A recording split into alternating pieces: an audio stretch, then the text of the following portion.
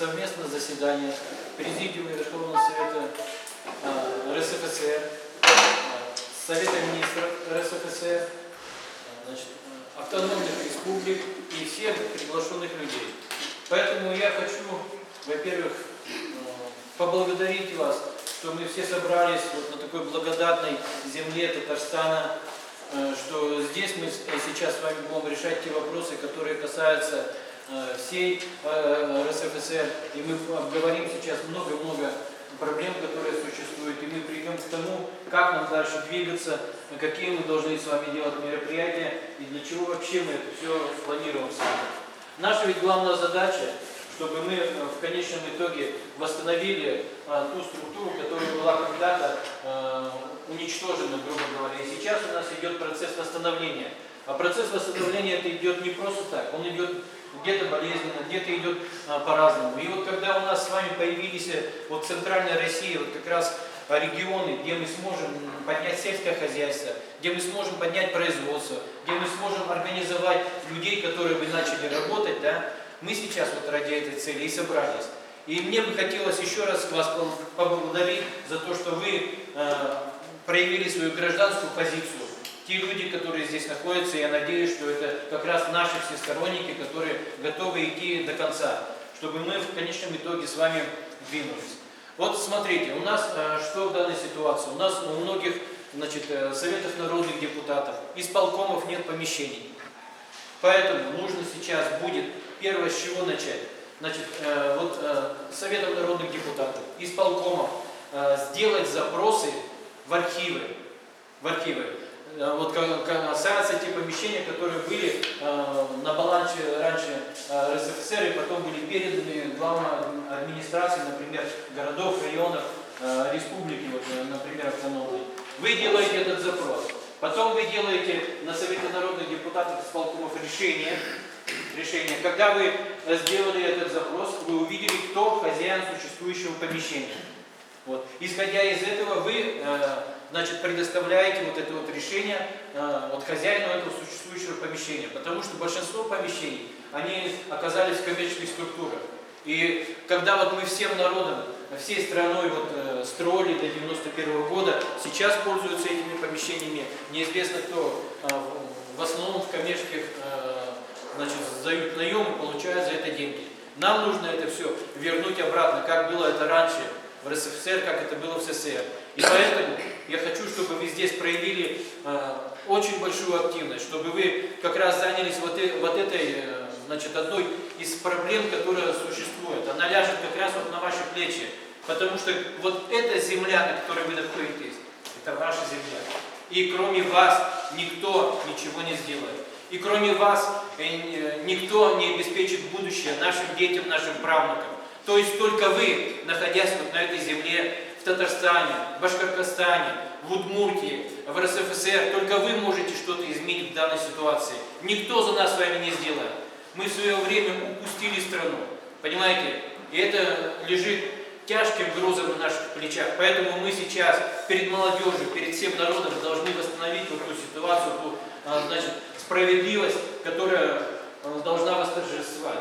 Поэтому мы сегодня с вами, я вам вступительную речь такую скажу, мы сегодня коснемся экономических вопросов, финансовых вопросов, мы очень много коснемся. И поэтому я буду говорить немножко не о том, что нужно сделать, а то, что какие есть направления. Вот первое направление, я сказал, это нужно решить по имуществу. И это очень много зависит от вас, уважаемые товарищи. Если вы сейчас активно в это все войдете, то мы с вами что-то сдвинем. Второе. Вопрос, который очень интересует нас, это вопрос о земле. В свое время земли и сейчас в Российской Федерации дошло до того, что они продаются, перекупаются. В СССР земля давалась колхозам, совхозам безвозмездно пользование.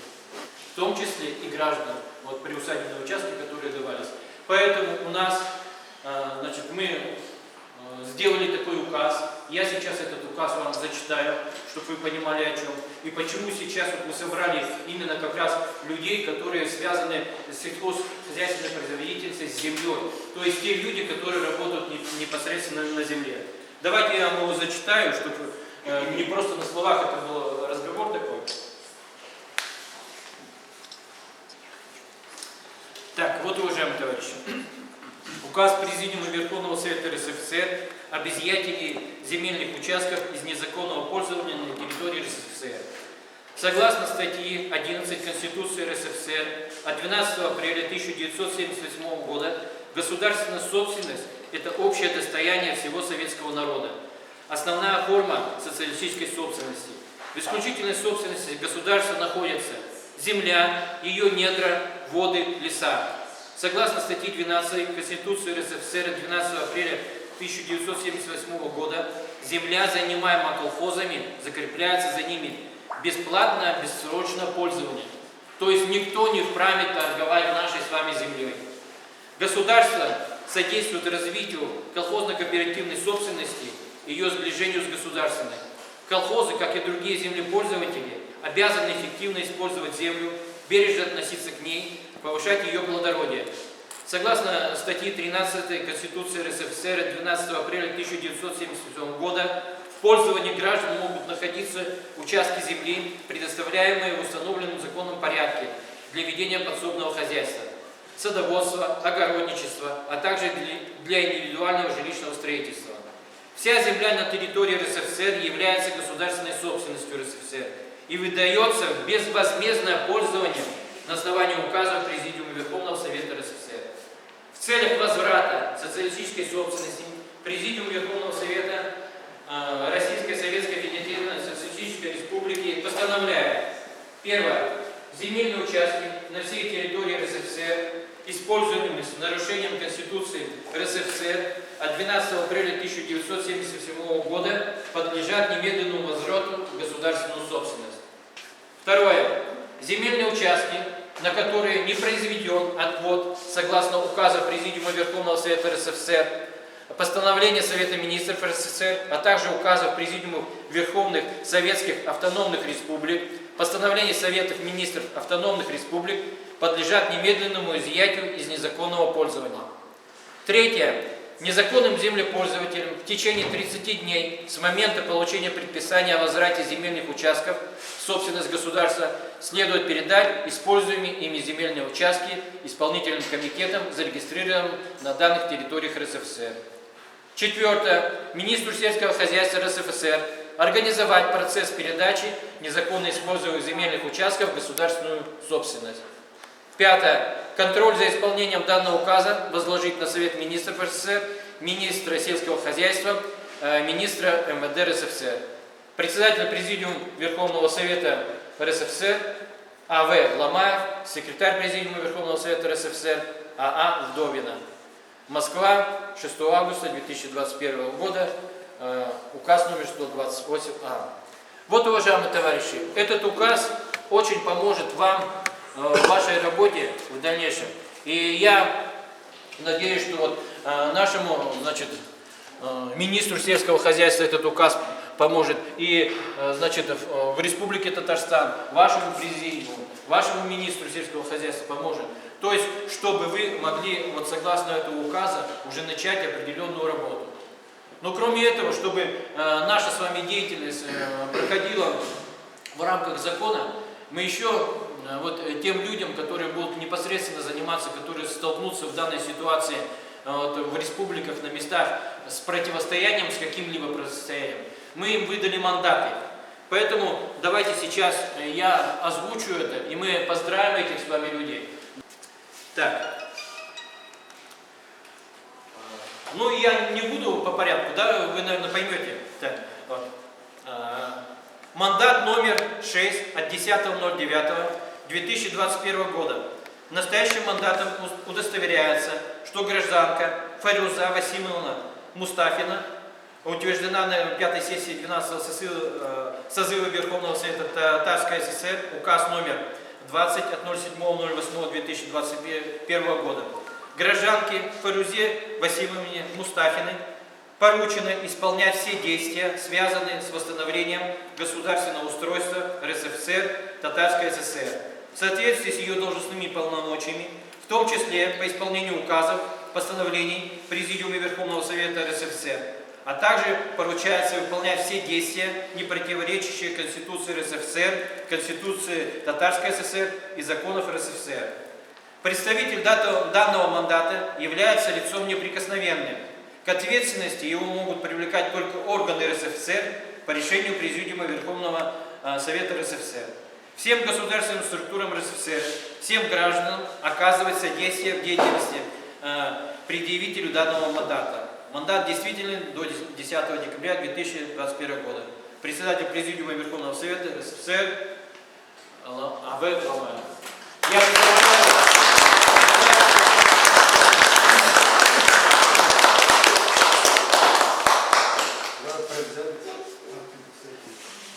Спасибо. Я желаю, чтобы вы работали на благо Республики Татарстан, на благо нашего РСФСР, и чтобы в вашей помощи было как можно больше сторонников, как можно было людей, которые бы стояли в наших позициях. Еще раз поздравляю.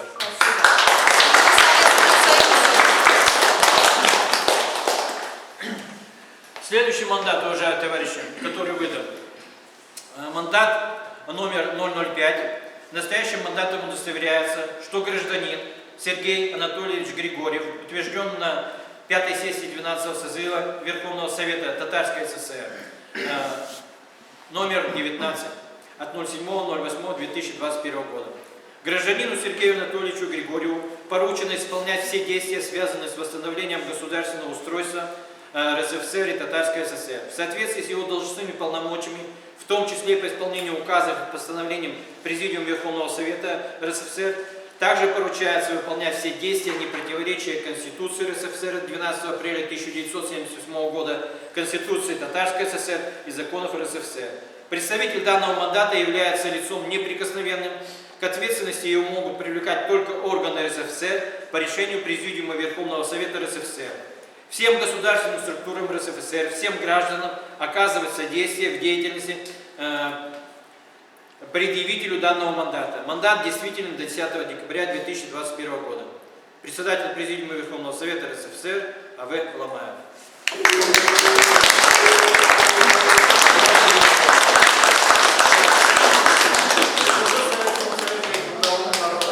Поздравляю вас и желаю,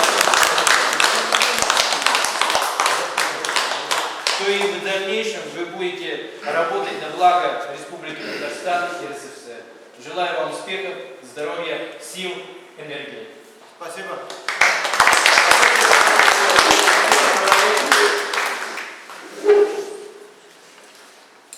Я сегодня, уважаемые товарищи, у нас здесь совместное заседание, зачитаю все мандаты, потому что вот те люди, которые находятся, да, с Татарстаном, вы знаете, но теперь вы сейчас познакомитесь со всем руководством, то есть то руководство, которое возложило вот на свои плечи как раз вот все эти вопросы, которые необходимо нам решать.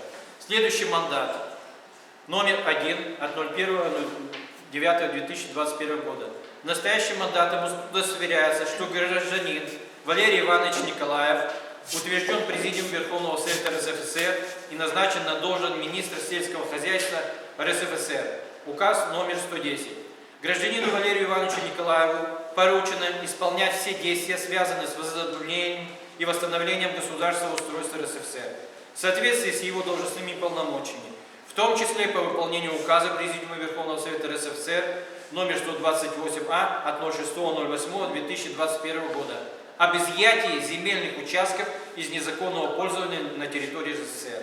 Также поручается установить государственный контроль за использованием и охраной земель на территории РСФСР, учет государственного земельного фонда по возврату земель на основе государственных актов на право пользования землей, выполнять все действия, не противоречия Конституции РСФСР 12 апреля 1978 года, Конституции автономных советских социалистических республик и законов РСФСР.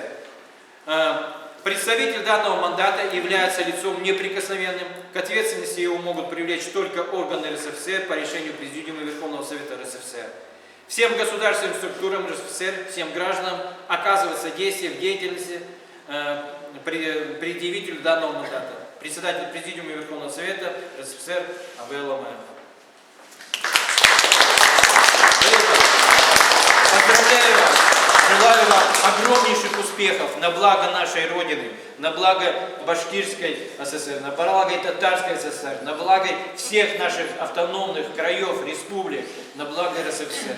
Я очень надеюсь, что с вашим приходом у нас изменится ситуация, что мы наконец-то сдвинем ситуацию в нормальном русле, и мы будем работать.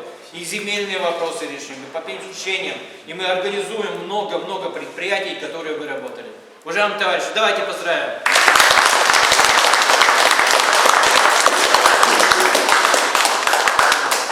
Я в докладе дополню сейчас.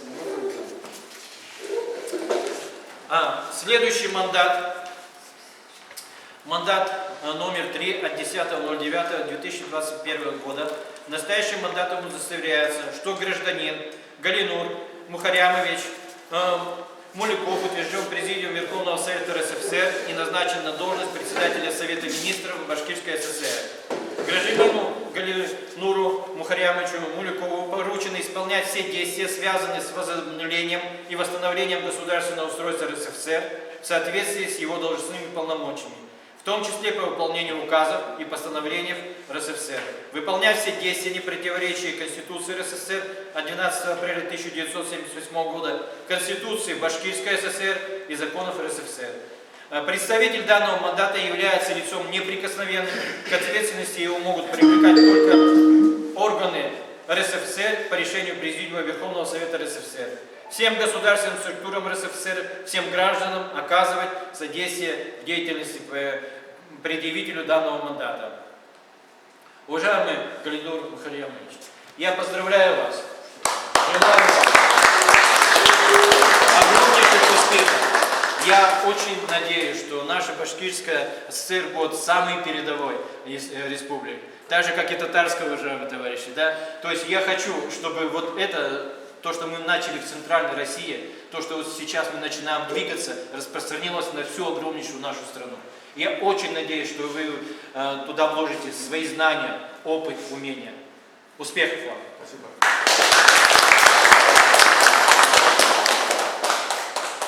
Во-первых, очень приятно, что я эту награду получаю. Такие слова благодарности будем говорить. Как истинному татарину, еще на татарской земле, это вдвойне мне приятно, понимаете? Во-вторых, как было сказано, как изначально уже руководством Российской Федерации, сегодня есть с их стороны такое предложение, что Башкортостан будет главным первым полигоном, где будет внедряться потреб кооперации. Как оно делается, я в своем выступлении скажу. Спасибо вам за такой труд.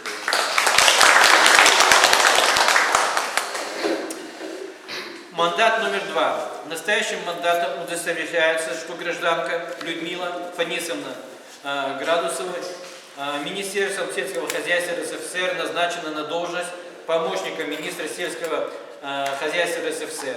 Гражданке Людмиле Фанисовне Градусовой поручено исполнять все действия, связанные с возобновлением и восстановлением государственного устройства РСФСР в соответствии с ее должностными полномочиями, в том числе по выполнению указов, постановлений РСФСР, выполнять все действия, не противоречащие Конституции РСФСР от 12 апреля 1977 года, Конституции Башкирской ССР и законов РСФСР.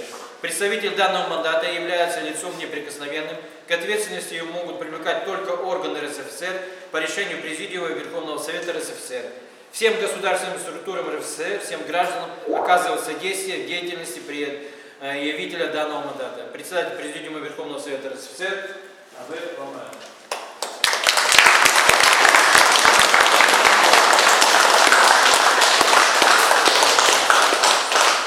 Вы у нас одна из самых главных помощниц, уважаемые товарищи, которые у нас возглавляют. И благодаря вам, благодаря вашей совместной работе, мы надеемся, что у нас все получится. А у нас обязательно должно получиться, да, товарищи?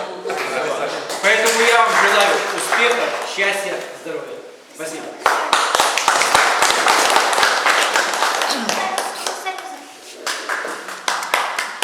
Так, а у нас Нигматзянов здесь? Здесь. Все, спасибо. Так, мандат номер 4 от 10.09.2021 года. Настоящим мандатом удостоверяется, что гражданин Манур Мир Сантанович Мир Саитович. Мир Саитович. Все, Мир Саитович. Мир Саитович. Мир Саитович. Мир Саитович. Мир Саитович. Мир Саитович. Мир Саитович. Мир Саитович. Мир Саитович. Мир Саитович. Мир Саитович. Мир Саитович. Все, Мир Саитович. Мир Саитович. Мигмадзянов, да, правильно? Мигмадзянов, утвержден Президиумом Верховного Совета Татарской ССР и назначен на должность министра сельского хозяйства Татарской ССР. Гражданину Мануру Мирсантановичу Не пойдет. Ну, вы меня извините, уважаемый товарищ, ладно? Мигмадзянову поручено исполнять все действия, связанные с возобновлением и восстановлением государственного устройства РСФСР в соответствии с его должностными полномочиями, в том числе выполнение указа Президиума Верховного Совета РСФСР номер 128А от 6.08.2021 года об изъятии земельных участков из незаконного пользования на территории РСФСР. Также поручается установить государственный контроль за использованием охранным земель на территории Татарской ССР, учет Государственного земельного фонда по возврату земель на основе государственных актов на право пользования землей, выполнять все действия, не противоречия Конституции РСФСР от 12 апреля 1977 года, Конституции Татарской ССР и законов РСФСР. Представитель данного мандата является лицом неприкосновенным, к ответственности его могут привлекать только органы РСФСР по решению Президиума Верховного Совета РСФСР, всем государственным структурам РСФСР, всем гражданам оказывать содействие в деятельности предъявителю данного мандата.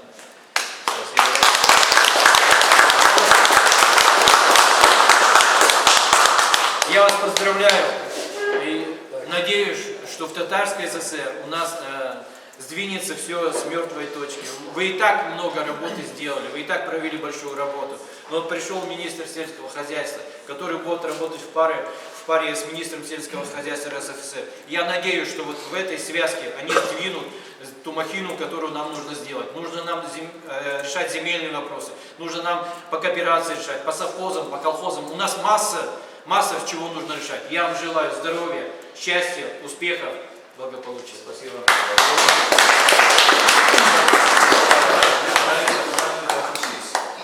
Так, мандатом без приказа мандат не бывает, так ведь? Значит, я дополню. Российская Советская Федеративная Социалистическая Республика, Министерство сельскохозяйства РСФСР, приказ 04К 20.08.21 года назначит 20.08.21 года Мигмадзянова Манура Мирсаитовича Министерство сельскохозяйства ТАССР, Татарской автономной Социалистической Республики. Так ведь? Значит, министром. Основное место работы. Министром. Значит, указ, на основании указа Президиума Верховного Совета ТАССР представлено. Вот приказ получаете. Так. Вот здесь расписывается при народе, что ознакомился. Переговор. Да. Ознакомился. Я извиняюсь, меня пока избрали вас приказ на полгода. Через полгода я обещал, что плю молодым свою дорогу. Испытательным сроком на 46 месяцев.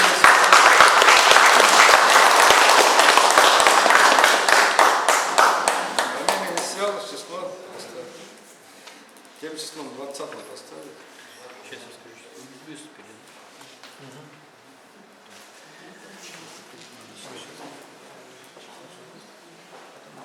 Нет, я сейчас запишу, чтобы у нас по времени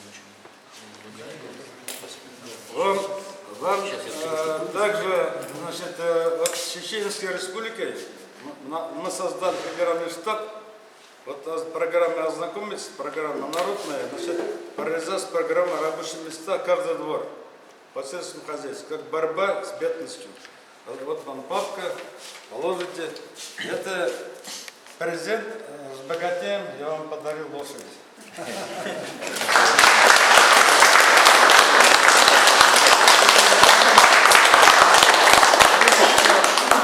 Пока силы есть, будем до конца жизни своей работать на благо народа.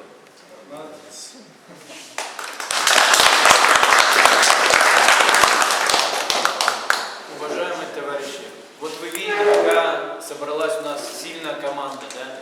Я бы хотел, чтобы вы, не забывая все свои национальные традиции, чтобы возобновили сельское хозяйство и производство, которое у нас существует, и еще вывели на новый, более широкий уровень. Следующий, кто у нас будет выступать, это председатель Президиума Верховного Совета Татарской ССР Григорьев Сергей Анатольевич. Прошу.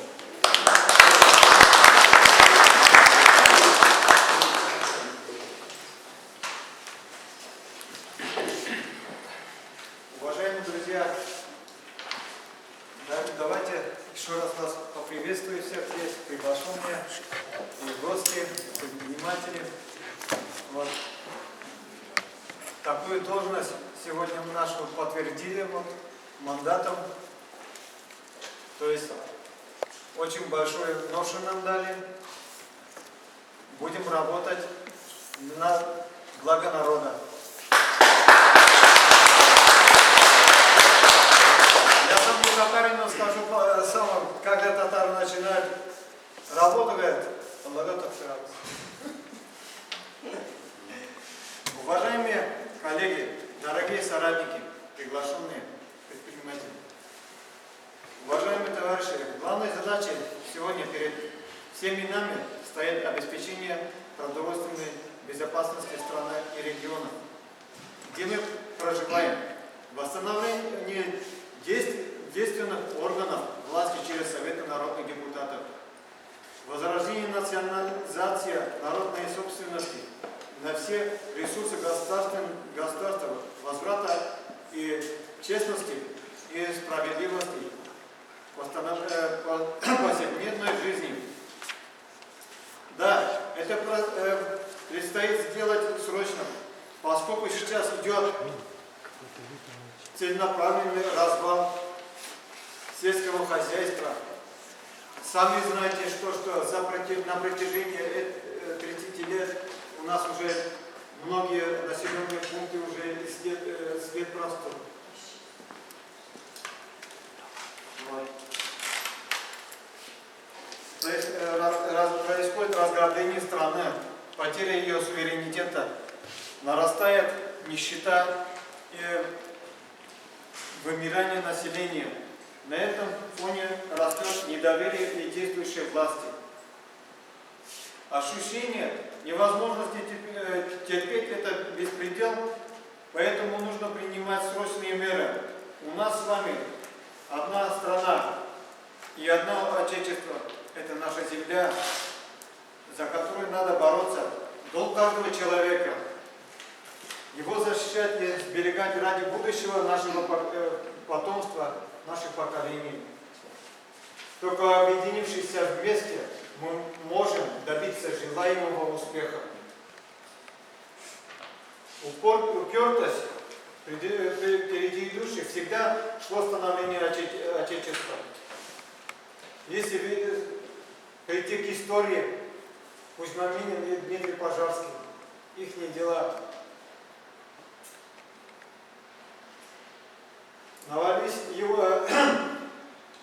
ковались его слава и мощь, достоинство вести эту эстафету, настоящий переходный и сложный период возрождения СССР. Мы вместе должны, не покладая рук, со всей ответственностью и упорством работать на благо народа всего Советского Союза. Сегодня наша задача огромной ответственностью взяться за работу, оправдать то доверие, которое оказало нам наш народ, нашей республики и всех, включая даже всех автономных республик. Для всего этого предстоит изучать много материалов, поднять документы, которые были утрачены, исправить все то, что сделали предатели рода человечества с нашей страной, построить общенародное государство, выраженное волей и интересам рабочих и крестьян и интеллигенции, восстановить власть народа СССР и всех братских автономных республик, жить и работать в соответствии с Конституцией СССР, Конституцией РСФСР и Конституцией автономных республик. Создать указы и постановления, которые будут направлены на процветание наших республик и восстановление законной власти на местах через Советы народных депутатов, исполнительные комитеты, суды, прокуратуры, которые нам будут необходимы при нашей работе. И делать это, вступая в конфронтацию с действующей властью, но всемирно, вступая в конфронтацию с действующей властью, но всемирно, вступая в конфронтацию с действующей властью, взаимодействия с нею. Так как мы все сыны, дочери нашей Родины, желающие ей добра, нам между собой делить нечего. Стоящих проблем пробуждения на поиск скорейшего и наиболевших эффектных путей.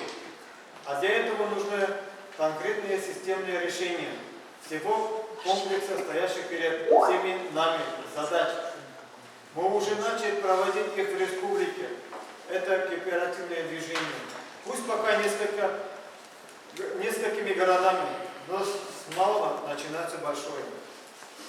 По системе агропарков, форма хозяйствования в виде развития агропромышленных парков в настоящее время во всем мире показала себя преобладающей формой ведения сельскохозяйственных производств, добровольно объединяющихся граждан для совместного ведения социалистического сельскохозяйственного производства на основе коллективного труда на территории собственных земельных наделов. То есть мы можем даже это в своих деревнях все объединяться. Агропарк объединяет вокруг себя агропроизводителей, снабжающихся всех в округе полноценными продуктами питания и обмениваться всем необходимыми, даже с другими автономными республиками.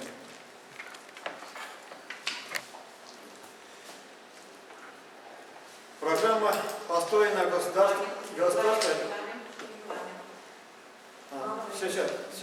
всеобщего благоденствия, она основана на территории государственной собственности, на землях, концентрации ресурсов среднего производства. Я думаю, более точный и хороший ответ дадут профессионалы, которые на этом полностью связаны с этим делом. Спасибо за внимание.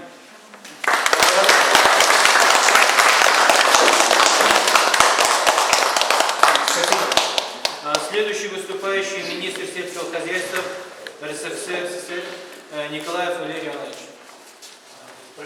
Я все равно готовился, но я это убираю. Внимание со стороны. Вам большое спасибо за то, что все собрались. Значит, сделали выбор, что идти вперед именно по пути сегодняшнего восстановления нашего родного Российской Социалистической Республики. Тайсистер, плюс Байс и все остальные. Меня ждут во всех республиках. Вот сейчас после вас я собираюсь, значит, Самара. Позавчера был Челябинск, я владел Васильевне. Так ли? Челябинск, Оренбург собрал в воскресенье. На территории Башкортостана собрал. Они тоже, и также разговор вели, значит, не на такой аудитории, руководители приехали. Руководители действующих колхозов, совхозов. Действующих кооперативов, которые действительно хотят перейти, значит, именно взять свидетельство законными владельцами, значит, нашей республики, нашего, значит, СССР.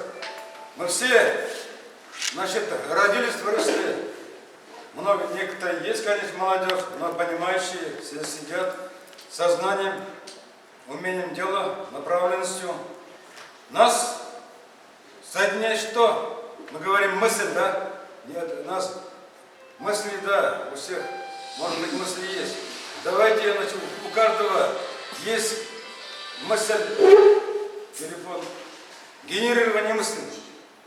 Одним мыслями, значит, не можем, значит, генерируем мысли именно восстановлением, возрождением нашего, значит, родного, который нас воспитал, родил, вырастил, все остальное, и наши отцы, деда воевали, значит, я вот сегодня проезжал мимо кладбища матери, сегодня столетие, она лежит на Вершинах, мои сестры родные, и как бы мне родные, тоже так же Татарстан, я люблю татаров, я всегда в выступлении говорю, татары великий народ, мудрый, значит, мыслящий и перспективы видящий. Поэтому одним генерированием мысли давайте создадим, возобновим, значит, начинаем вопрос земли. Земля, родная мать кормильца. Вот мне поручено, значит, президенту Верховного Совета РСФСР, СССР поручено именно земле начинать работу. У нас есть приказ, так ведь гражданство, приказ, распоряжение, есть акты передачи есть. По актам передачи я жестко начну требовать этот вопрос по всем республикам. Восстановление закона земель, передача безвозмездного пользования не имея. Сегодня не думайте, что частный предприниматель, работающий в сельскохозяйственном производстве или ИП-КФХ, у них отнимаем. Значит, не думайте, ООО, который сельскохозяйство действительно работает, занимается производством сельскохозяйственной продукции, переработкой, реализацией. Не у них. Те, которые, значит, многое передано даже за рубеж, продано и, значит, здания сооружения. Здания сооружения, как Алексей Владимирович сказал, они автоматически выплывут с земли. С земли именно начинаем, земля все очистит, всех их совесть, честь, достоинство всего, значит, восстановления, основа земля. Земля дает и хлеб всему голова. И сочетая сельскохозяйстве растениеводство и животноводство, возможно, только после сочетая животноводство и растениеводство, возможно, развивать сельскохозяйство, возродить продовольственное питание. Вот сейчас, значит, Григорьев сказал, да, правильно сказал, агропарки. Сейчас только я прошел по улицам, бабушки, дедушки сидят, картошку, морковку продают, излишки своей продукции. Так не должно быть сегодня. Сегодня полицейский подходит, почему незаконно сидишь туда-сюда, их, значит, оттуда, как бы, они, бедные наши, значит, вот в Белорецком районе, где я работал, в Куштаринском районе, где я профессиональный колхоз, более 20 лет работал, там 10 лет, значит, директором совхоза работал, знаю, что такое, значит, труд сельского труженика. Это, значит, бывшие доярки мои, значит, которые операторы машин доения продают, их выгоняют с угла в угол. Поэтому требуется, вот у вас по этой работе сегодня же правительство работает, но не по той системе. Мы министром и Гвоздяровым должны этот вопрос, разрешить вопрос в пользу именно народа. Они, значит, приемка, хранение, переработка, реализация, значит, даже продажа на месте излишек продуктов должно быть усовершенствовано конкретно в одном месте. В каждом городе, в каждом районе, центре или в каждом кооперативе вот такие небольшие, большие, центральные, их объединить, разрешать вопрос в одном направлении. Это в наших силах. И по возрождению колхоз-совхоз, это колхоз-совхоз переименовали СПК, Союз правительственных кооперативов. Такие же кооперативы, их и именно, каком бы названии ни было, именно для народа, для этого. Каждая деревня, вот в нашей программе, каждая деревня должна быть один кооператив. Каждый двор, вот чеченцы предлагают, там каждый день разговаривать, программу я предложил, в каждом дворе, каждый двор должен работать это. У вас программа наша работа 10 гектар, 10 коров, вот это тоже необходимо реализовать. Земли наши пока, земли дадим. Сегодня вот у вас вопрос стоит, такой очень серьезный вопрос, как работать сегодняшним администратором,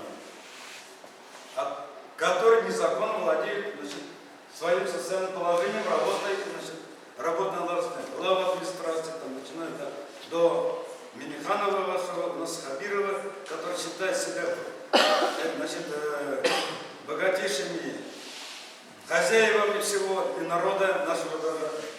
Мысли нашего положения, социального положения, земля их, прилетели самолетом, это моя. Да нет, товарищи, такого не будет. И все это народу принадлежит, вам принадлежит. А на основании создания СНД, Совет народных депутатов избрали, многие занимают в Башкортостане, работа идет по этому вопросу, очень большая работа идет, создана и Верховный Совет, и Председатель Совета Министров, бывший второй секретарь Обком партии, который знает каждого человека, каждую деревню, опытнейший. И у вас, я вижу, значит, всего это. Если где не получается людьми, мы будем помогать, решать. Значит, нет вопросов. Убеждать то, что, ну, просить не будем никого, рекомендовать. Потом посмотрим. То, что вы все вот сидите здесь, вы в историю входите, историю, там записано. История нашего родного края, история Татарстана, значит, история РСФСР, СССР. Вот сейчас только 15 раз мне звонил, значит, председатель Совета Министров СССР беспокоится. Он будет выступать, он говорит, значит, вот так жестко преподносить народу все, что здесь приехал президент Верховного Совета РСФСР, уважаемый Мамаев Алексей Владимирович. Он, значит, всей душой болеет за Татарстан, за Башкортостан, за развитие. Полигон. Мы не говорим, что полигон говорит, значит, наш председатель Совета Министров. Значит, объединяя, значит, программа. Вот профессор сидит, доктор сельскохозяйственных наук, Галина Мухарович. Там в Москве сидит профессор, доктор экономических наук, технический, значит, доктор наук, профессора. Я им вопрос поставил, и требования поставил. Вы разработали 5 лет, занимались по 5 лет. И если наш председатель Совета занимался, значит, 10 лет, вы мне преподнесите к хозяйственнику, как министр хозяйства. 1, 2, 3, 4. И финансовый результат. Что это будет? Да, кооперация. Кооперация основы из основ. Это объединение реализации программы. Это объединение нахождения единомышленников. Единомышленников не только, значит, мыслями, генерированными мыслями. Производство товара народного потребления во всех отраслях народного хозяйства. А также, значит, своим идеологическом, духовном, культурном. Все это должно быть объединять все. Как лад земли, программа лад земля у нас. Ладирование, взаимопонимание во всех, значит, вопросах, значит, даже семейных вопросов, отношения друг к другу, значит, ладирование, взаимопонимание. Поэтому это лад земли, занимающийся, значит, программой Галина Мухаровича, он скажет конкретно, в чем заключается не так, кто как в Башкортостане. Я хочу, вот мое желание, чтобы в Татарстане тоже параллельно шла эта работа. Поэтому я обращаюсь к министру сельского хозяйства Татарстана, и вопрос ставлю, возможно, так параллельно вести. Параллельно вести не так, как под полигоном. Раньше полигоны были, раньше организовали, вы прошли, мы прошли. Было Министерство сельского хозяйства, потом Министерство сельского хозяйства, продовольствие, потом, значит, Агропром организовали, потом АПО, агропромышленное объединение, потом РАПО, районное агропромышленное объединение. Сейчас Министерство сельского хозяйства. А Министерство сельского хозяйства сидят сегодня, например, в Башкортостане, не знающие люди, купленные, значит, купленными своими дипломами, сидят купленными должностями, которые по 100 миллионов стоят. А деньги от народа, которые собрали, украли, туда положили, сюда положили, и, значит, должность заняли, и ни одного дня в нашем Министерстве сельского хозяйства, ни один человек не работает в сельском хозяйстве. Я как все хвостик, я в душе, например, я захожу министра, собрал на днях министра, замминистра, министра экономики Башкортостана, финансов, я им вопросы задаю, и свой коллектив. Я был президентом Союза воспроизводителей Республики Башкортостан, я ставлю как президент. Значит, как партнерское отношение. Вот этот вопрос, вот этот вопрос. Отвечайте. Министр молчит, они не умеют, даже не знают, что такое вот животноводство. Животноводство здесь есть, нет? Кто? Понимающий животноводство? Животноводство есть? Вот, если вот, я спрашиваю, что такое сервис-период? Сервис-период. Молчат, все эти главные зоотехники, начальник, замминистра молчат. Если этого не знать, нечего делать в животноводстве. Если от сервиса период зависит, если теленка не получит от коровы, положенное время, одного теленка в год, если не получишь хотя бы 30 литров молока, нечего держать корову. От этого зависит каждой матки. Их выбраковать, откормить, сдать несколько минут. Основа отбора, искусственное соединение Вот с целью этого мы сегодня, и не только Татарстан, Башкортостан, вот я был у министра науки и образования, сегодняшний действующий, значит, Российской Федерации, который не наукой занимается, паукой занимается. Я им захожу, говорю, значит, почему крупное хозяйство из 720 России всех закрыли, продали? Вот одного я сумел сохранить, а сейчас, значит, мы, президент Верховного Совета, рассматриваем уже 2 месяца, сегодня постановление привезли, спасибо, значит, с целью скорейшего восстановления развития народного хозяйства Башкирской АСР по исполнению указа такой-то перевести предприятие федеральный государственный бюджетное учреждение Обухов-Уфимский непосредственно подчинение Министерства сельского хозяйства РСФСР. Я уже в этом хозяйстве вчера был, коллекции собрал, считаю, передано. Просто законной, юридически основной. В этом работал председатель Верховного Совета СССР, в этом, значит, работал, заместитель министра юстиции, значит, РСФСР, значит, Алексей Владимирович уже месяц работает по всем инстанциям, по всем этим. Сегодня вот, получили этот документ. Я хочу, чтобы этот вопрос национальным сегодня, значит, как, используя, значит, присутствие нашего председателя президента Верховного Совета РСФСР, на голосование поставить. Алексей Владимирович. Да, уважаемые товарищи, можно? Сейчас я вам зачитаю до конца постановления, потому что это очень важное постановление.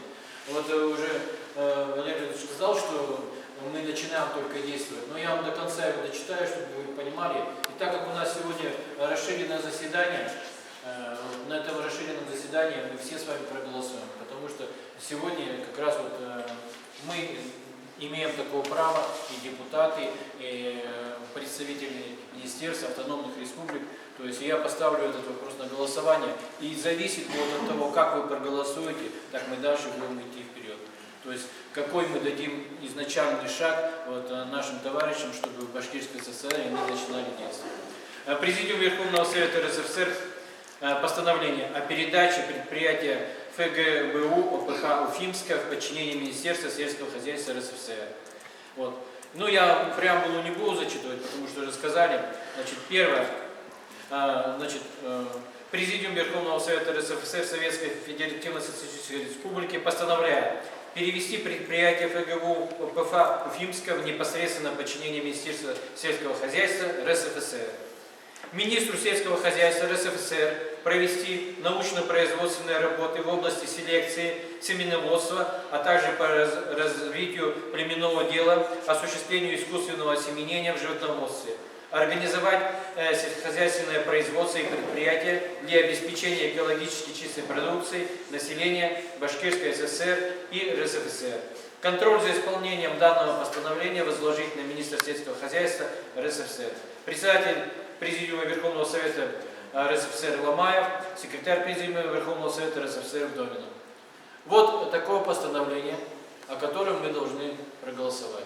Уважаемые товарищи, кто за это постановление, прошу голосовать. Мы здесь поднятием руки. Кто против? Кто воздержался? Посчитайте, пожалуйста, сколько у нас количество людей, чтобы мы могли отразить протокол. По списку скажите, сколько у нас? Озвучьте. По списку 40 человек. Но здесь некоторых нету. Давайте еще раз тогда руки поднимем, чтобы мы, это официальный документ, который останется в истории. Посчитайте, пожалуйста. Все присутствующие имеют право голосовать.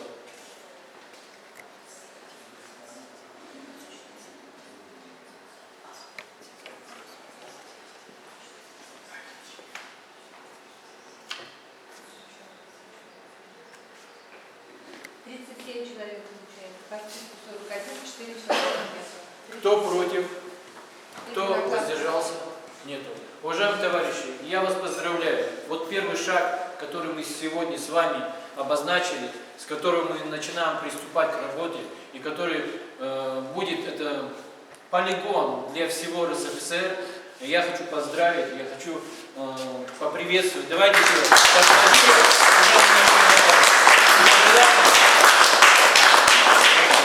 Дальнейших успехов. Это означает не только документ, не только опытное хозяйство, уфимское по семеноводству и по племенному делу.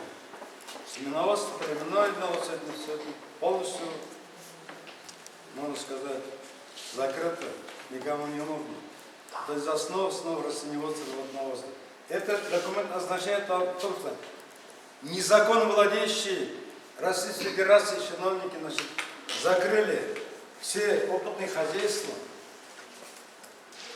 нашего народа, опытных хозяйств, которые выращивали семена, вот эти семена можно сеять на этой земле, эти семена туда, по всем культурам.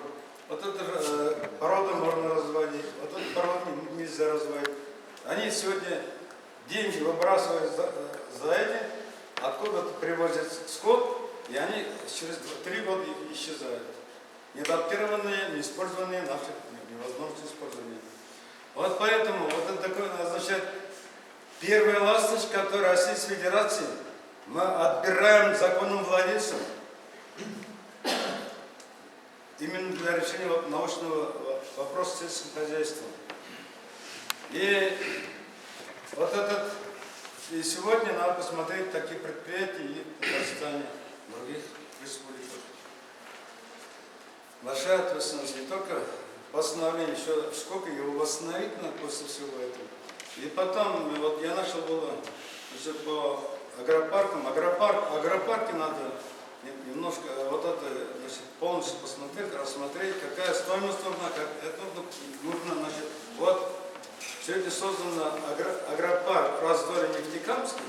Нефтекамск со всеми соответствует условиям, значит, сегодняшнего дня. И потом, значит, разрешающий вопрос агропарка, значит, необходим. У меня 20 минут, осталось 7 минут, 13 минут прошло. Так ведь? Вот поэтому я хочу по агропаркам отдельно работать. Потом, значит, по всем ситуациям, значит, проходящим и проходящим по документам, указы, постановления, которые изданы именно по моей просьбе, начиная с земли, начиная с всего этого, значит, все указы должны быть исполнены по Татарстану. И должно быть, я вопрос поставил, значит, подкреплено финансовыми результатами. Я, значит, полностью вас уверен в том, что в действительности мы, значит, начали, сказали, договорим, значит, до конца, значит, всем коллективно идти.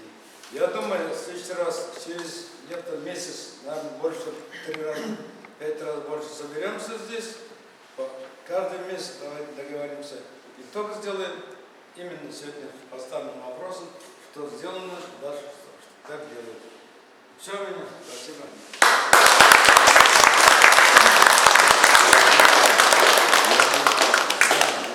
Спасибо, уважаемые товарищи. У нас, я понимаю, по времени немножко мы сместились, и поэтому дайте регламент вам четко сейчас.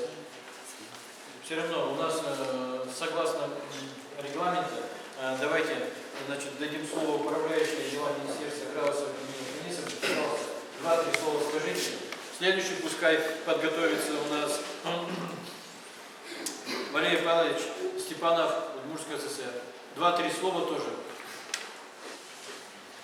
Дорогие товарищи, соратники, уважаемые гости, все основное, конечно, Валерий Иванович уже сказал. Что я могу добавить немножечко только о работе нашего министерства. У нас еще коллектив очень маленький, буквально, можно сказать, 4 человека. Это вот непосредственно сам министр, я помощник, у нас есть служба безопасности, технический директор.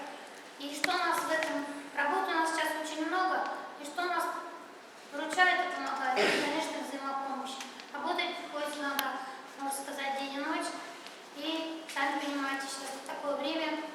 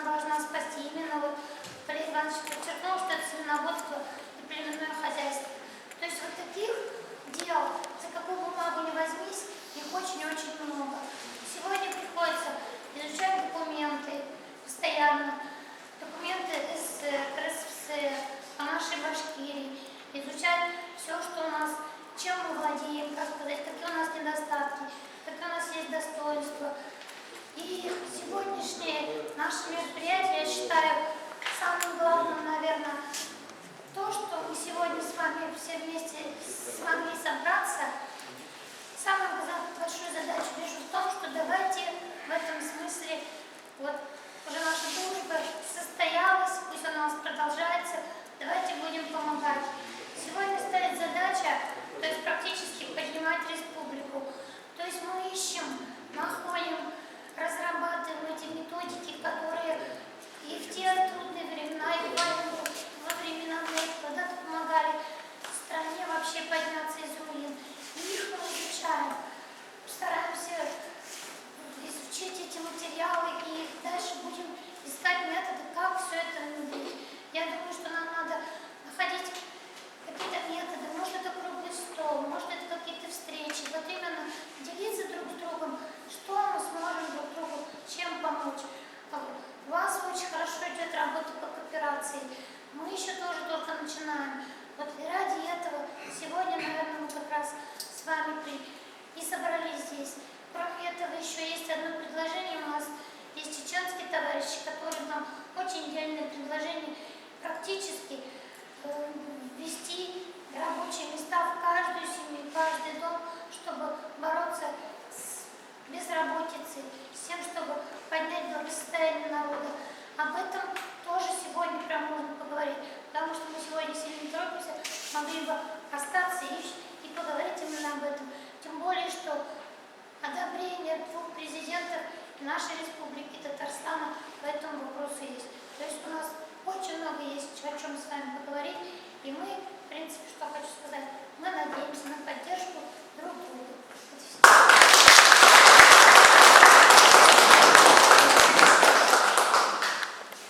Так,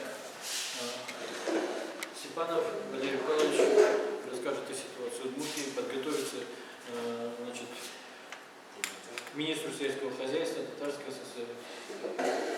Дорогие друзья, Удмуртская республика также имеет очень большие проблемы по развитию сельского хозяйства. Будучи еще молодым, как-то меня частенько посылали для подъема, для развития сельского хозяйства районы, Волнарский район, Можайский район. Но были у нас такие проблемы в Удмуртии, так что на каждого человека 90-е годы не хватало по 200 по талонам выдать 200 грамм масла на каждого гражданина города Ижевска. Это были серьезные, конечно, проблемы. Председатель президиума Верховного Совета у нас в соседнем семье в Волнарском районе. Мы были все направлены по одному человеку, 4 часа утром вставали и проверяли, как идет, как работает на ферме предприятие. Но не в этом все заключалось. Заключалось в том, что ижевские производственные предприятия города Ижевска оказывали большую ижевскую помощь. Почему это сегодня не стало ни в Удмуртии и других республиках, это непонятно. Это была оказана такая помощь, и первым вопросом ответственности секретарей партийной организации ЦКО было то, что как оказано полный отчет за каждый месяц, за каждый год, отчет помощи сельскому хозяйству. В летний период мы выделялись постоянно людей, молодежь посылать колхозы на уборку сена, посылали механизаторов, сесерей, высокой квалификации, чтобы все механизмы колхоза на фермах работали. Был такой период, когда почему-то Министерство сельского хозяйства было принято, чтобы зимой коров кормить зеленым кормом, пойным. И здесь вся механизация была изготовлена в цехах завода Ижмаш. И все они успешно работали. Я считаю, что министру сельского хозяйства, наверное, нужно поставить вопрос о том, что производственные предприятия городов помогали сельскому хозяйству. Ну, я, конечно, еще сегодня очень рад, что меня пригласили. Я еще очень молод. Я просто приехал учиться, послушать вас очень внимательно, набраться опыта. Мы встречались, сидят уже очень приятно, конечно, вторая встреча. Очень приятно, очень большое спасибо. Но, учитывая то, что как вы сегодня услышал ваши доклады, выступления, конечно, нам в Удмуртии пока похвастаться нечем.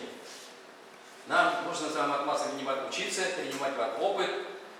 Мы тоже ведем разговор по назначению министра сельского хозяйства, но пока окончательный вопрос, конечно, не решен.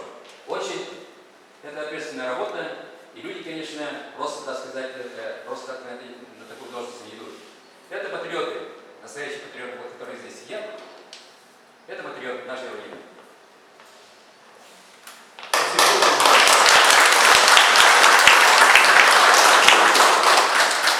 Слово предоставляется министру сельского хозяйства. Пожалуйста, можно. Да, ничего страшного. Говорите, как вам удобно. Да. Добрый день, уважаемый президиум, коллеги, друзья, соратники. Я, конечно, начну сегодня с хороших новостей. От меня слева сидит наш уважаемый председатель исполкома Елабужского, представитель кооператива «Лабова Союз». Сегодня у него день рождения.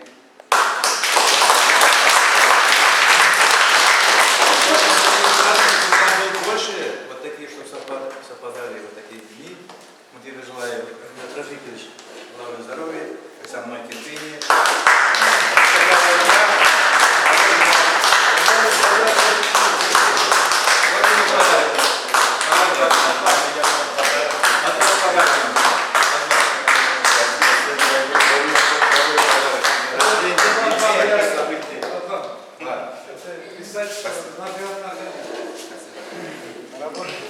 Спасибо за поздравления.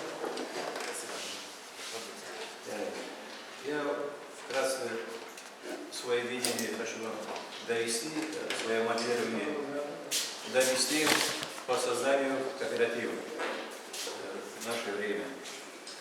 Я в этом движении нахожусь уже 25 лет, 1987 года. Я первый кооператор среди лесников в Советском Союзе. В 1918 году создал РФ, сегодня я являюсь членом кооператива РФ. В сегодняшний день мы создали тоже кооператив «Лабова Союз», который со мной рядом сидит председатель уважаемый. Что, в сегодняшний день у нас в Татарстане с апреля месяца, хотя первое у нас было совещание 13 апреля в Лабуге, после 13 апреля такое движение сделано у нас в Татарстане, то есть Татарстан. Сегодняшний день создано два кооператива. Один кооператив у нас Елабуге, хотя его документы сдали уже на регистрацию, уже месяц проходит, до сих пор мы из Минюста не видим регистрационный номер. Почему-то долго это тянется, непонятно, я каждый день его ругаю, контролирую. РСФСР имеется в виду? Да. Ну, пожалуйста, мне это самое представление напишите, ладно? Ты пиши. Хорошо. На той неделе создали мы кооператив. У нас вот неизвестный райисполком, писали исполкома Любовь Михайловна. Вставайте, пожалуйста, чтобы вас видели. Настоящий герой, настоящий глава. Называется кооператив Зеленск Возрождение. Правильно? Звезда. Звезда уже? Да. Уже придумали, ладно. Третий кооператив мы создаем в Ижигамске, уже есть задумки. Четвертый кооператив в Челнах. И Балтасы вроде уже решается потихоньку впереди. Вот такие, моя задача до конца года создать 10 кооперативов. Итоге иметь 10 кооперативов, он же и будет замминистра, председатель Союза кооперативов. Ну, итоге создаем Союз кооперативов.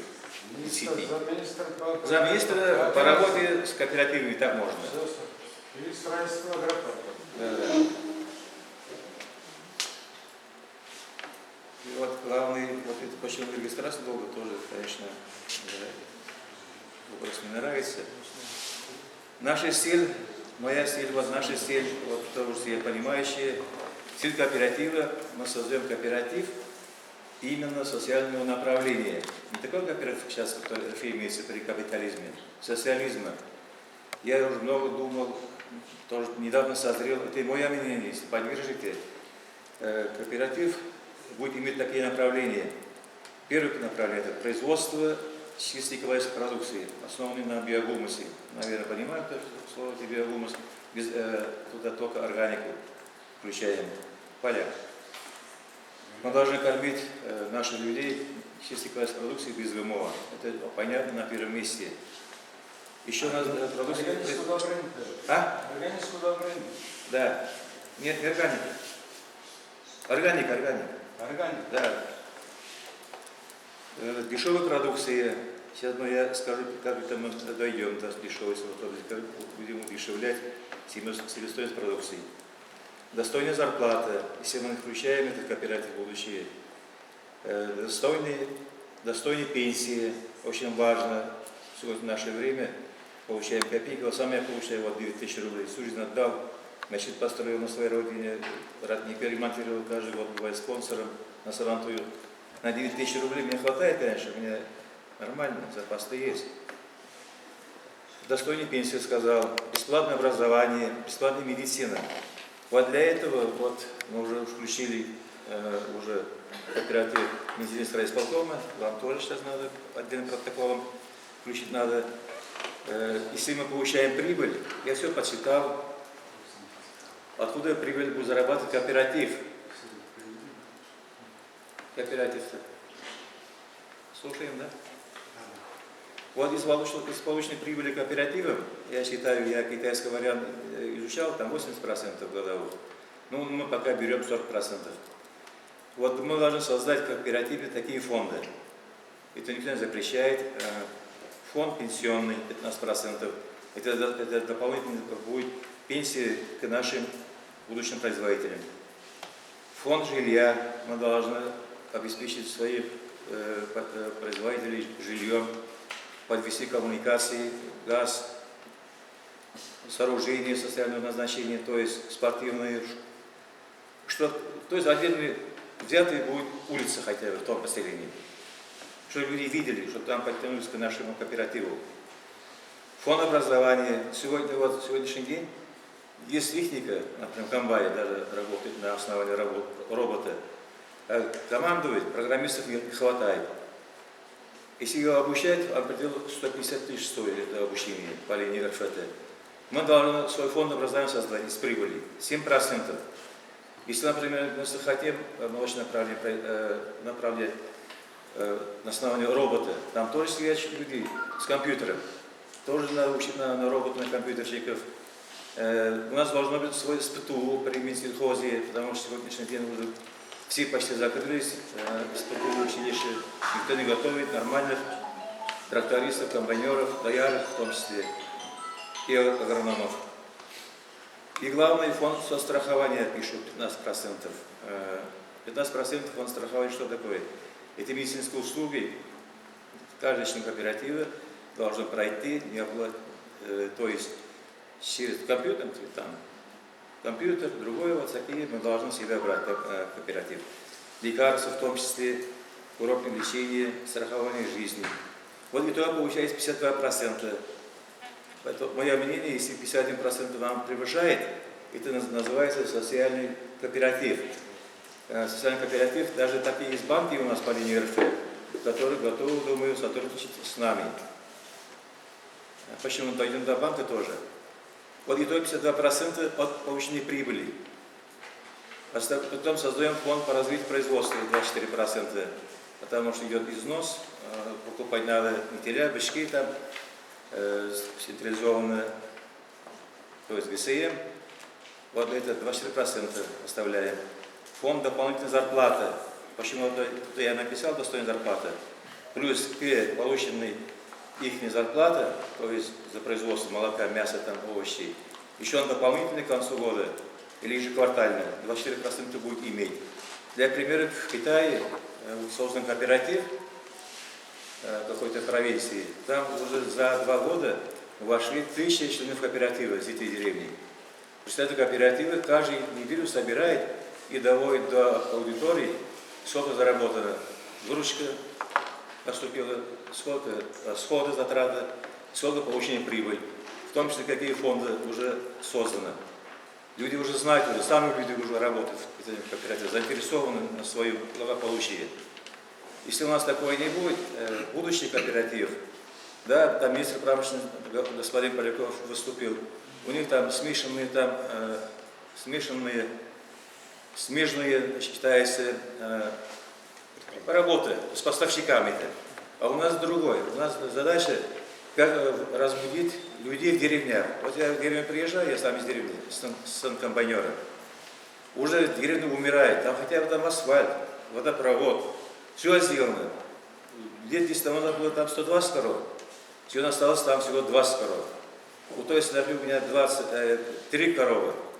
Нынче она купила на 150 тысяч рублей зерна и сена. Я говорю, посчитайте, сколько это можно было бы мясо купить на рынке. Она посчитала, оказывается, говорит, невыгодно. Значит, она через год уже, это 3 коровы тоже сейчас она бросит. В конце концов, деревня умирает на глазах, все больные. Поэтому, если мы сейчас сегодня не начнем это дела, деревня население не будем пропаганду вести, у нас нет будущего.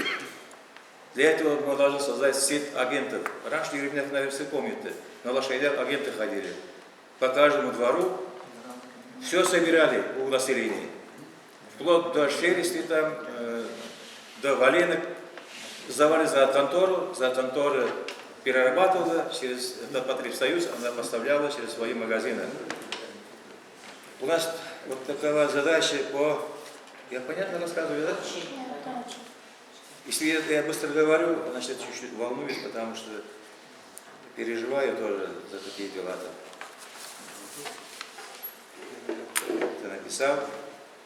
Вот у нас главные кооперативы, мы должны параллельно поддержать производителей мяса, молока. И параллельно работать мы должны по строительству агропарка, что было сказано. Если мы не поддержим производителей в деревнях, с каждым двором с ними не будем работать, у нас будущего нет. Колхозы, совхозы к нам пока не придут в кооператив, потому что у них пока свое создано, хотя бы РФО тоже уже умирает. Потому что деньги пришли, там субсидии, на 5 лет хватает, потом уже нет силы. Да, тот же Вамин у нас распался, другие уже распадают уже. Скоро уже распадет Акбарс, там холдинг-то тоже. Они расхватали земли, ничего не могут, потому что у них нет таких социальных направлений по работе. Зарплату получают мизерную, поэтому у них нет будущего-то. Так, идем дальше. Вот этот если мы создаем, вот с каждым населением, если мы работаем с каждым двором, кооператив, этот кооператив уже думает, где построить агропарк. Агропарк он должен построен, где проходит народ больше, должен изучать. Ну, в городе там, или поселке, неважно. Она должна быть доступна всем членам кооператива, потому что мы будем централизованно вывозим оттуда молока, мясо, овощи, рыбу, у себя перерабатываем через свои торговые агенты, через торговые павильоны, через свои торговые точки мы реализуем. Вот именно главное, мы от переработки сельхозпродукции получаем прибыль. Вот дошли мы до прибыли. Китай это за основу берет 80%, я пока еще беру 40%. Это тоже нормальная прибыль. Агропарк он состоит, чуть-чуть расскажу, 2 минуты еще у меня время есть. Агропарк он состоит, вот в Заинске у нас создали, отдали кооперативу моему другу, он его не смог организовать, потому что не хватает оборотных средства. То есть государство больше его не поддержало. Государство его построил на 100 миллионов рублей. Из него 800 квадратов там цеха переработки, 200 квадратов павильона. Он его не мог запустить. Не хватало у него поставщиков, производителей по поставке. У него отобрали, тоже киллеры, пришли и передали кому? Потребсоюзу. Человеку, приближенному Минохану. Вот из-за этого и агропарк там у кооператива не пошел. В этом кооперативе должно быть главное 200 квадратов, не меньше 1000 квадратов, я сказал, торгового павильона. И вот тоже я там бываю в Заинске, мне там все нравится, там все свежее, все парное, пахнет, дешевле на простых 20 чем в магазинах. Там должно быть цеха переработки, само собой, цеха торговли. Главное еще должен быть запас сырья, хотя бы на 1 месяц. То есть на территории должна быть цеха, именно пока наши проекты тоже уже есть, за основу можно взять Заинск. Но там отсутствует главный овощехранилище для хранения овощей. Нету модульные там промышленные холодильники отсутствуют. У них запас всего на 5 дней. 5 дней работал, и запас кончился и встал. И то оператор не смог дальше продолжать свою работу. У нас такое не должно быть. Так. торговцы сказал. Как-то понятно, да? Откуда я прибыль получаю? Именно поддерживаем производителей, параллельно строим агропарки. Но сейчас мы дойдем, и проблема у нас уже ждет. Сегодняшний должен говорить. Вот сейчас мы, дай бог, придет регистрационный номер, связи получаем на кооператив. Где открывать расчетный счет? Вот вопрос-то. Я знаю, на Западе РФ по линии это всегда субсидируется государством большими деньгами по поддержке КФХ, фермеров там, и в том числе кооперативов. Но те деньги очень мало, там еще иметь на своих, там 40% из кармана ты должен вложить туда. Это будет уже она исчерпан, дальше она будет умирать. У нас должен быть свой банк, или кооперативный банк, или совбанк, или самим искать по линии. Это очень интересно, потому что без банка, без поддержки банка, без поддержки государства по субсидированию наши кооперативы не могут, то есть мы не можем развивать дальше это. У нас хорошие проекты, значит, поставили кооперативы в Медицинском районе. Там у них, сейчас они соберут свои финансовые планы по всем членам кооператива. Она общает, что это кооператив, он здесь, да? Ну ладно. Он общает все финансовые планы вокруг, финансовый план кооператива, они подают в виде заявки, кому? Мне как оператору. Я оператор получаюсь, я не министр, оператор. Я должен рассмотреть, потому что содержать надо еще ведь и вас, аппарат райисполкома, правильно? Аппарат надо содержать на министерстве. Я все думаю, кругом-то, я за совет министров думаю, кого поставить там уже, этот Галан будет работать. Это писатель не надо уже, писатель уже придуман. Только остается поддержка банка. Банк будет, вот я примерно беру, банк бесплатно не бывает. Вот наши проекты сегодняшний день по кооперативу и Лавушского райисполкома составляет в деньгах РФ 6 миллиардов рублей. 6 миллиардов рублей сегодняшний день. Там строительство завода Осетрова, в том числе 10 тонн черной икра, овощи, это до 2000 голов краеведческого молочного направления и местного направления. Из зарплаты сада 52 гектара, ягодной культуры 5 гектаров, так ведь, да? Овощи на площадь 100 гектаров и переработка овощей на 1500 тонн, потому что раньше имеется у меня наличие на балансе у себя. Поэтому, вот нам пример приведу, как Запад поддерживает своих товаропроизводителей, сельхозтоваропроизводителей. У нас всего на деньга выделяется государством, в том году тоже не дали ни копейки, в этом году вообще не дали. На деньга зерновых поддержки сельхозпроизводителей по зерну было 300 рублей, потом стало 500 рублей. А среднем по Западу берется поддержка на деньга по зерновым 1000 евро. Чем разница большая? Или 500 рублей и 1000 евро. Поэтому там фермеры голову не ломают там. Где там ГСМ найти дешевле, где там ГСМ взять этот размешанный водой. Потому что работать же надо в итоге-то. Поэтому поддержка должна быть государством. А вот какие банки будем работать дальше, может вы скажете? Потом, Речь свою закончите. Сейчас я вот закончу сейчас. А вот задачи скажу, задачи Минсельхоза. Нам задачи поставлены министром РСФСР Валерием Ивановичем, я это понял. Даже понял, и так мы приняли к ее работе. Первое – это земля. Для этого должно быть замминистра по работе с землей, то есть имущество и с брошенными имуществом.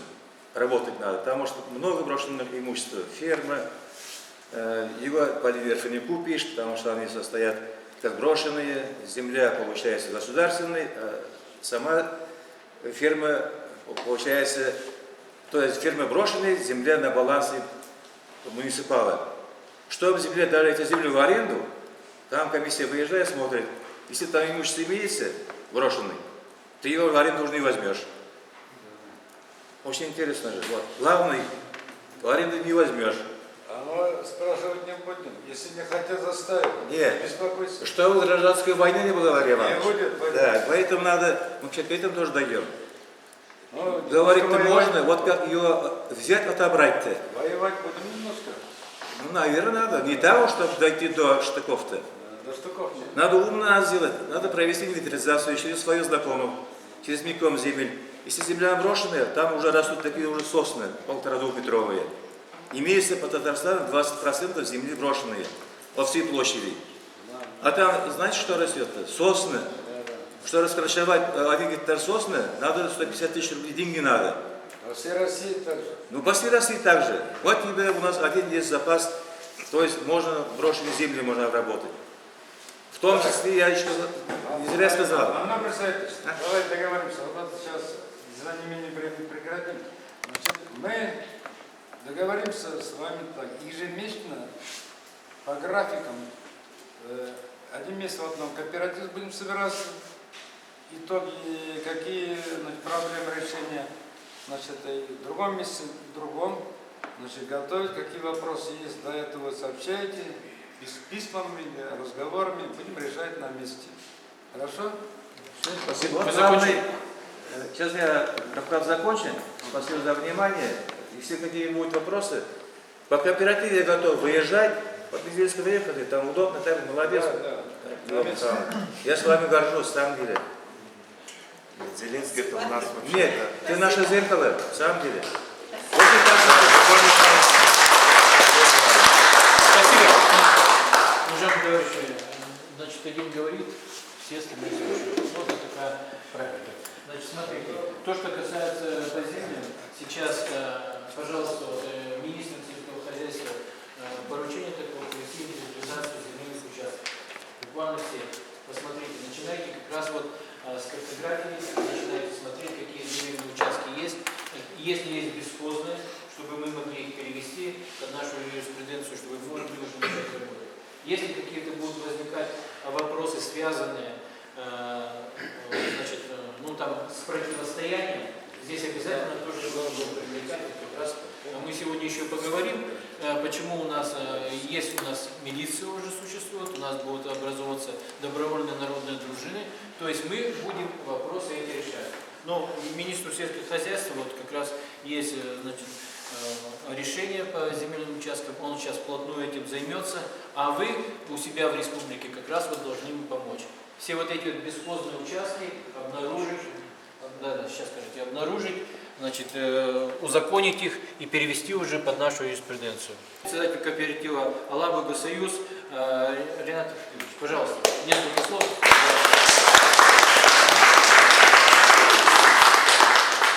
Добрый вечер, дорогие товарищи, дорогие друзья, коллеги. У меня сегодня двойной праздник. Сегодня такое событие. Сегодня собрались на таком праздничном мероприятии. Ну и, конечно, мой 21-летний день рождения. То есть 21 год, я не говорю свой точный возраст. Поздравляем. Вот. Так что сегодня двойной праздник для меня. Вот. У меня есть тоже хорошие новости для нас, для нашей ТАССР. Вот, отличные новости. То есть мы первые создатели кооператива нашей родной ТАССР, Алабугасоюз. И да, это отличная новость. Я являюсь ее председателем. Вот. Далее у нас создан, значит, райисполком Елабужского района ТАССР. Это тоже знаменательное для нас событие. Вот. Далее, значит, третье событие, которое я озвучил, это наши дорогие нижнекамские коллеги, наши друзья. Я их уже братьями и сестрами всех, потому что мы огромная семья, подарили нам флаг. Флаг СССР. Я с этим флагом теперь сплю. Дорогие друзья. Еще чуть-чуть я буду по улице с ним ходить. Действительно, я хоть и молодой, но я патриот. Вот патриот будущей нашей, вот, как говорится, созданной вновь страны. И я верю, что будущее будет за нами. Теперь я вкратце буквально хочу рассказать про, значит, наш город. Действительно, почему был создан первый кооператив Алабугасоюз в нашем городе, потому что он имеет благополучное географическое расположение. Тут практически у нас есть вся инфраструктура. Трасса М7 дорога, значит, порт. Недалеко у нас имеется аэропорт Бегишева. На особой экономической зоне находится завод МТЗ Республики Беларусь. То есть мы можем практически с ними уже, скажем так, вести переговоры по поставке сельхозтехники и какой-либо другой техники. Теперь у нас, значит, есть создана группа инженеров, которые занимаются по энергетике и инновационным технологиям, которые занимаются разработкой генераторов альтернативы источника питания для ферм, для производств, для частных домов, ЛПХ, КФХ и так далее. Это отличная работа. Вот, ведется альтернативный генератор, то есть он может, так сказать, избавить от, скажем, сетей вот этих РФных. Во-первых, сейчас очень большая цена за киловатт. Очень большая цена для сельхозпроизводителей. Поэтому таким путем, может быть, мы им тоже как-то поможем. Вот. Далее, у нас ведутся переговоры в случае необходимости по поставке пропана, метана и других газов для экологической техники. То есть, я так думаю, что со временем мы перейдем на экологические, именно вот для двигателей. То есть, потихоньку от солярки, от бензинов, может, со временем мы уйдем и будем даже, может, работать на аккумуляторах. Это наша задача будущая. Теперь, для строительства агропромышленного комплекса, про который говорил Мануэль Мисаитович, у нас найден участок, где благополучно расположен. То есть там и проходимость хорошая, и уже есть некая инфраструктура. Я этот участок облазил, посмотрел, то есть все доступы, дороги, все это у нас есть.